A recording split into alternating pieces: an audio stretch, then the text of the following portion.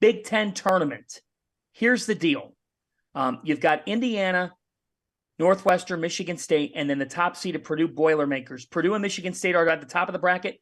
You've got Northwestern and Indiana at the bottom of the bracket in terms of the double buys. Where do you stand on this conference tournament? Who's going to win this conference tournament? Rob Dolster.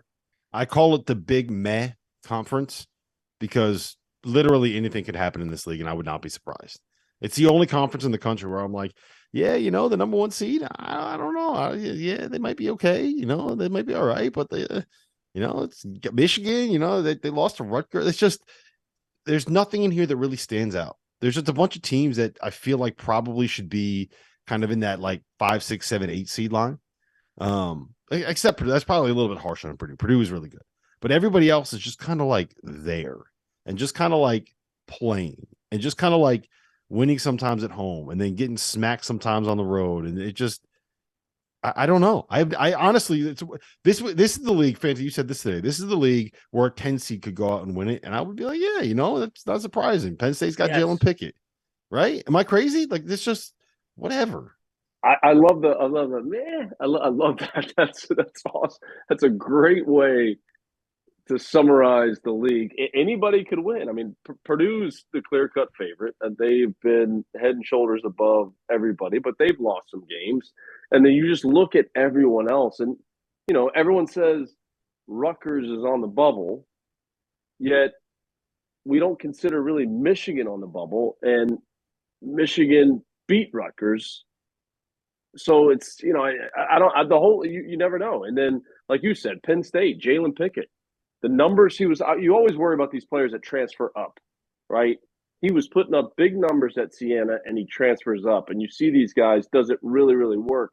He's a guy that it's worked. He transferred up and he's doing an unbelievable job. And the job that Shrewsbury's done at Penn State it's really remarkable. So they beat Illinois on Valentine's Day. They scored 93 points in that game. That game versus Illinois is huge for them, but I think Purdue's the favorite. But outside of that, I'm with Rob. I like Michigan State. I mean, Indiana, Trace Jackson Davis. Like who's going to be there right there for the title? I think it's hard to pick. You know who I think has the most on the line here? I do think that it's the team you just mentioned, Penn State. I think that they have to. They have to beat Illinois. Yeah, if they don't beat Illinois, I don't think that they're dancing, right? And Rutgers and Michigan, they kind of fall into that conversation as well. But I think Penn State is the team that has the most on the line. Can I ask this? Mostly because I'm sorry, just on Penn State, like they're a team that has a chance to win a game or two because of the way they can shoot the ball. They got an All-American. Yeah. And Lundy's been terrific too. Yep. Here's the thing. The two thoughts I have on the Big Ten tournament. Number one, I think Indiana's got a great draw. Great draw. They've never won the Big Ten tournament since it started in 1998. They're going to play, in all likelihood, Maryland in the quarterfinals. Maryland's tough. They got Jameer Young, but Maryland doesn't shoot the basketball great, which is a good matchup for Indiana on a neutral floor, and Maryland hasn't proven that they can win away from College Park. Then you're going to play Northwestern, Illinois, or Penn State. I just like Indiana that deep in the tournament. To me, that they should be in the final. They should be in the final. Now, who do they meet? Guys, I think Michigan State got a decent draw here. They're good too, man. They got two really good guards that know what they're doing. They make shots. They're the number 3 team when it comes to 3-point shooting in college basketball, 3-point shooting percentage.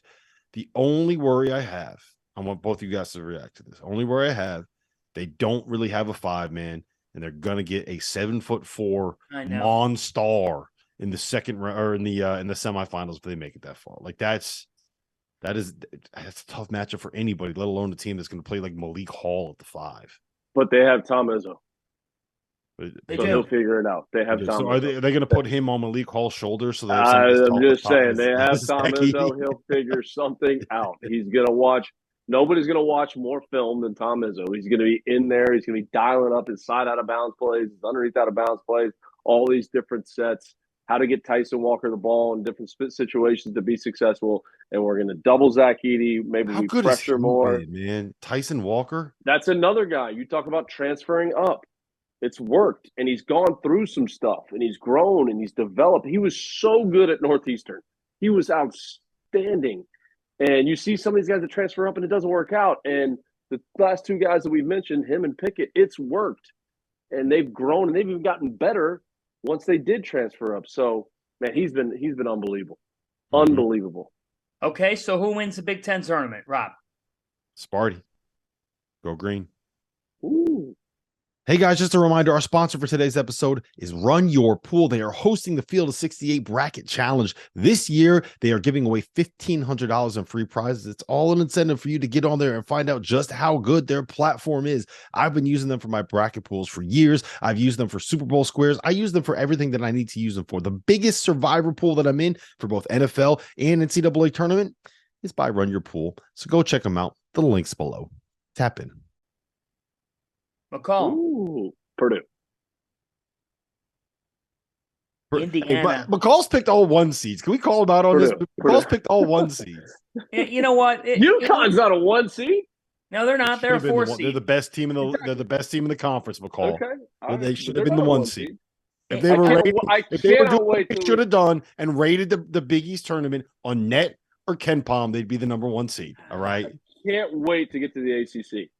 Okay, and Fanta, just so you know, we're not going to leave this show without talking about my man Bob Marlin at Louisiana Lafayette. We're not going to leave the show. We're going to without get to talking about that.